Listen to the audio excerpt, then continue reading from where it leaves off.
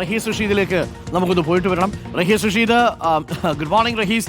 ഇന്നലെ റഹീസാണ് തുടർച്ചയായിട്ട് മൈക്ക് വെച്ച് രാഹുൽ മാങ്കൂട്ടത്തിനോട് ചോദിച്ചത്, ആ ശബ്ദരേഖ തള്ളിപ്പറയുമോ, ആ ശബ്ദരേഖ താങ്കളുടേതല്ലേ, യെസ് ഓർ നോ എന്നൊക്കെ പറഞ്ഞു.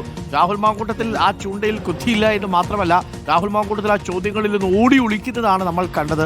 ഇന്നലത്തെ highlight of the pick of the day എന്നൊക്കെ പറഞ്ഞാൽ യഥാർത്ഥത്തിൽ റഹീസിന്റെ ചോദ്യവും രാഹുൽ മാങ്കൂട്ടത്തിൽ ചോദ്യത്തിൽ നിന്നുള്ള ഒളിച്ചോട്ടവുമായിരുന്നു ഇന്നലത്തെ ഹൈലൈറ്റ്. അതടക്കം വിഷ്വൽ മീഡിയയിലൊക്കെ നിറഞ്ഞു നിന്നത് അതാണ്. നമ്മളിന്നലെ പ്രതിപക്ഷ നേതാവിനെ കാണിച്ചതുപോലുമില്ല, കാണിക്കാൻ പോലും പറ്റിയില്ല.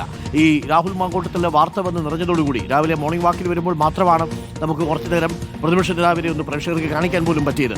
ചുരുക്കത്തിൽ രാഹുൽ വരുമോ ഇല്ലയോ എന്നുള്ളതാണ് ചോദ്യം. റഹീസ്, എന്താണ് അടുത്ത വൃത്തങ്ങൾ പറയുന്നത്? രാഹുൽ ഇന്ന് സഭയിൽ എത്തില്ലല്ലോ അല്ലേ?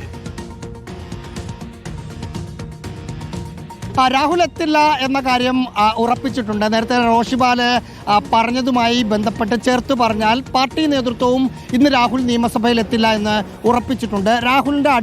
രാഹുലിനൊപ്പം ഉണ്ടായിരുന്ന ആളുകളുമായി നമ്മൾ സംസാരിച്ചപ്പോഴും രാഹുൽ ഇന്ന് നിയമസഭയിൽ എത്തില്ല. രാഹുലിൻ്റെ ഒരു സ്ട്രാറ്റജി നമ്മൾ മനസ്സിലാക്കുന്നത് ഇടവേളകളെടുത്ത് നിയമസഭയിലേക്ക് വരിക എന്നതാണ്. രണ്ട് തരത്തിലുള്ള ആലോചനകളാണ് രാഹുൽ ക്യാമ്പിൽ നിന്ന് നമ്മൾ മനസ്സിലാക്കുന്നത്. ഒന്ന്, ഈ സർക്കാരിനെ പ്രതിരോധത്തിലാക്കുന്ന അടിയന്തര പ്രമേയം അടക്കമുള്ള കാര്യങ്ങളുള്ള ദിവസം രാഹുൽ നിയമസഭയിൽ വരാതിരിക്കുക. അതല്ലെങ്കിൽ ഈ നിയമസഭാ സമ്മേളനം 3 സെഷനായിട്ടാണ് നടക്കുക.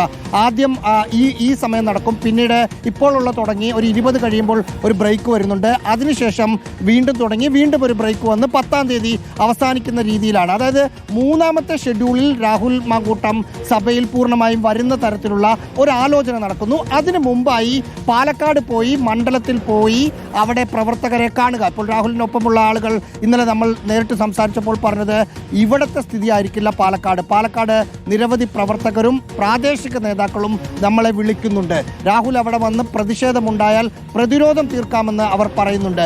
എങ്കിൽ പോലും 2 ദിവസത്തെ പ്രതിഷേധം മാത്രമാണ് രാഹുൽ കണക്ക് കൂട്ടുന്നത്. MLA ഓഫീസിൽ വന്നിരിക്കുക എന്നതാണ് രാഹുൽ ലക്ഷ്യമിടുന്നത്. അതിൽ ഇന്നലെ സഭയിൽ എന്തിനു വന്നു എന്ന് ചോദിച്ചപ്പോൾ പറഞ്ഞത് നിയമസഭയിൽ പോകാത്ത ഒരാൾ മണ്ഡലത്തിൽ വന്നു എന്ന് പറഞ്ഞ് ഭരണപക്ഷം പ്രതിഷേധം പാലക്കാട് ഉണ്ടാക്കാതിരിക്കാൻ വേണ്ടിയാണ് വന്നത്. ഇന്നലത്തെ ദിവസം ശ്രദ്ധിക്കണം, രാഹുലിൻ്റെ എത്ര കണ്ണിങ് ആണ് രാഹുലിനെ അനുകൂലിക്കുന്ന ആളുകളുമെന്ന് ഓർക്കണം. ഇന്നലെ നിയമസഭയിൽ രാഹുൽ കയറി വന്നാൽ ഒരു തരത്തിൽ വാക്കുകൾ കൊണ്ട് പോലും പ്രതിഷേധമുണ്ടാകില്ല എന്ന് അവർക്കറിയാമായിരുന്നു. VS അച്യുതാനന്ദനെ പോലുള്ള ആളുകളുടെ ചരമോപചാരം നടക്കുന്ന സമയത്ത് സ്വാഭാവികമായും ഭരണപക്ഷം ഒരു വാക്കുകൊണ്ടോ നോക്കുകൊണ്ടോ പോലും രാഹുലിനെതിരായ പ്രതിഷേധം പ്രകടിപ്പിക്കില്ല എന്നുറപ്പിച്ചു. ഈ നിയമസഭാ സമ്മേളനത്തിൽ രാഹുൽ ഇന്നലെ പങ്കെടുത്തതുകൊണ്ട് സമ്മേളനത്തിൻ്റെ ഭാഗമായി എന്നുറപ്പിച്ചു. ആ ബുദ്ധി ഇവർ എടുത്തതിൻ്റെ അടിസ്ഥാനത്തിലാണ് രാഹുൽ ഇന്നലെ വന്നത്. ഇന്ന് വരില്ല എന്ന് രാഹുൽ ക്യാമ്പും കോൺഗ്രസ് ക്യാമ്പും ഉറപ്പിച്ച് തന്നെ പറയുന്നുണ്ട്. ഇതുവരെ അടൂരിലെ വീട്ടിൽ നിന്ന് വിട്ടിട്ടില്ല പ്രവീൺ പുരുഷോത്തമൻ. അത് സംബന്ധിച്ച വിവരങ്ങൾ നമുക്ക് പ്രവീണിനോട് ചോദിക്കാം. Thank you Rahees. തുടരണം.